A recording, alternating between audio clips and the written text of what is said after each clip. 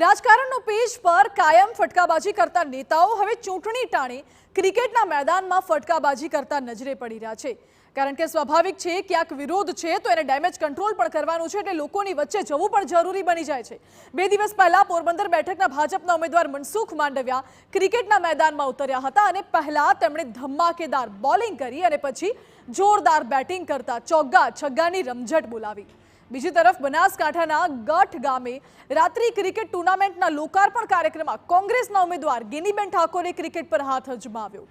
ગેનીબેન ઠાકોર અને પાટણના ધારાસભ્ય કિરીટ પટેલ બેટ લઈને મેદાનમાં ઉતર્યા હતા અને હવે ખેડાના ભાજપના ઉમેદવાર દેવુસિંહ ચૌહાણ માટે ચૂંટણી પ્રચાર કરતી વખતે ધારાસભ્ય પંકજ દેસાઈ પણ યુવાનો સાથે ક્રિકેટ રમ્યા।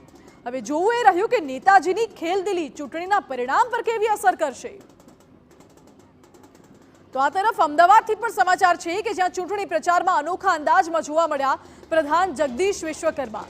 નિકોલમાં ચૂંટણી પ્રચાર વખતે જગદીશ વિશ્વકર્માએ ત્રાસુ વગાડ્યું। તો બીજી તરફ દાહોદના ઉમેદવાર જશવંતસિંહ ભાભોરને જીતાડવા ખરજ ગામથી પ્રચારની શરૂઆત કરાઈ, જ્યાં ગરબાડાના એમએલએ મહેન્દ્ર ભાભોર અને દાહોદના એમએલએ કનૈયાલાલે આદિવાસી પરંપરા મુજબ ઢોલ વગાડ્યા અને ગ્રામજનોને સાથે રાખીને જોરશોરથી ચૂંટણી પ્રચાર કર્યો।